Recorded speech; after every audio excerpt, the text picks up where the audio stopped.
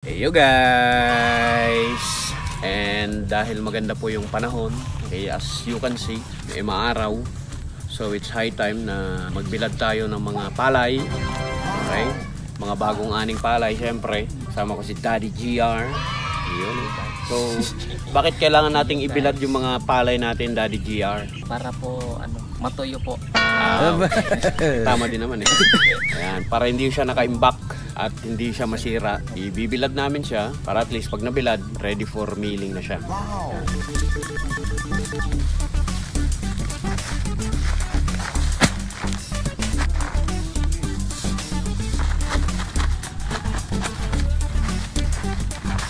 Kaya bilang yung pagkat. So, ang ginagawa namin ngayon, magsa-solar dryer tayo. Wow!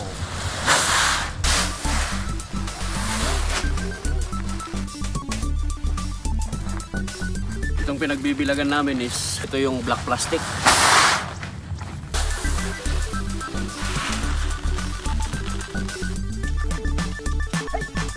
May dryer naman po rito, kaso nga lang, may bayad. Kaya dito muna kami sa libre.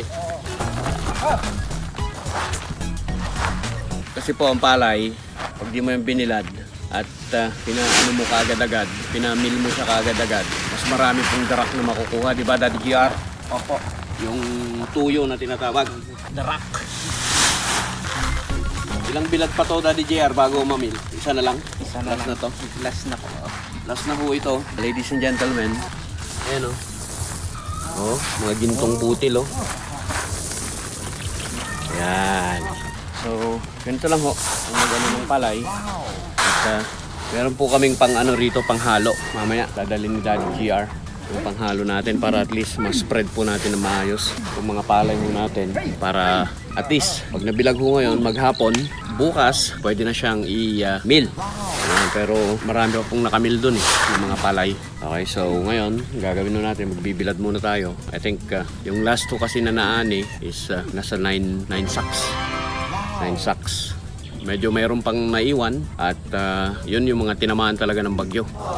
Okay, medyo dumapa na ho sila at syempre hindi rin naman ho natin mapipigilan yung bagyo. Yan na lang ho natin. So ganito po, yung pinanghahalo ho namin sa mga palay.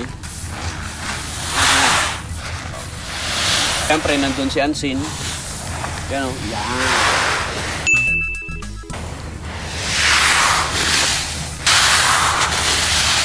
So, kailangan mo siyang spread. Actually, pag nagbilad ka ng ganito, yung pinakakalaban mo rito is mga pato, manok. Mapapagid ka kakataboy sa kanila. Kung nakita ho ninyo, ha?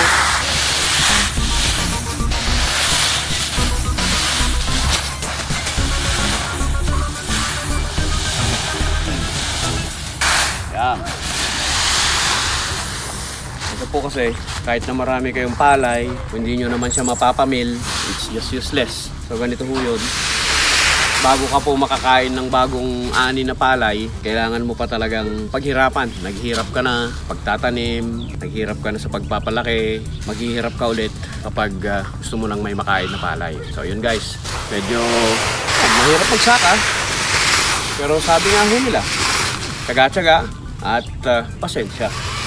Dahil siyempre at yun ang masakit na katotohanan, marami na naman yung mga palay ang nasira dahil nga po sa bagyo. So sa lahat ho ng mga magsasaka na tinamaan ho ng bagyo, makakabawi rin ho tayo, makakabawi rin pasasaan at pasasaan.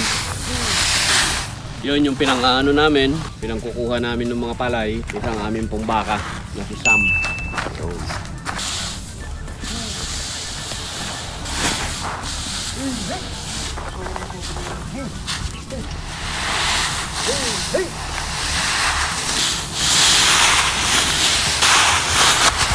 yung mga nakikita ho ninyo, yung mga lumilipad-lipad na parang mga alikabok, yun po yung Makati na palay. Budo, tawagin sa Ilocano. Tawagin ninyo na umuusok-usok.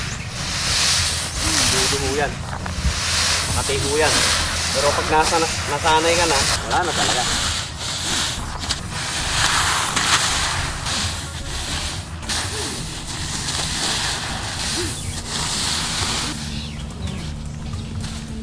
So, last na po nakarga ni Sam yun. Matatapos na yung pagbibilad ho natin sa mga palay. Ayan, maganda po kasi yung panahon. Kaya ho, binilad ho namin yung last na nakuha namin para hindi na ho siya magka-problema kung sakasakali lang. Dahil kapag ang palay ho kasi, inani mo, tapos hindi mo siya nabilad, may tendency na hindi ho maging maayos, maganda yung kanilang kalabasan, sila na pamil na. So yun, dito po, ang pag-harvest ng palay, meron din naman na hong harvester dito, pero most of the time, talagang ano po siya, yung mano-mano talaga. Yung thresher na tinatawag ho natin. So guys, ganito lang ho.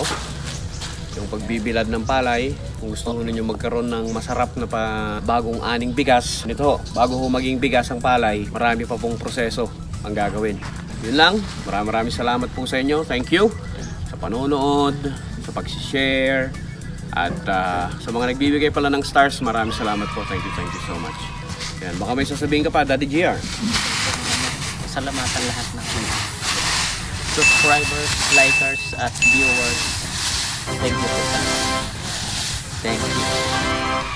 Yun o. So, syempre, in behalf ng ating squad na syempre ang ating pong taga-video ngayon ay ang pinakamaganda at pinakamaputi kong pamangkin na si Cristilyn. Wow. Syempre, ako po si John Marino. Ngayon, no? At saka syempre, si Daddy GR. Peace out. Yeah.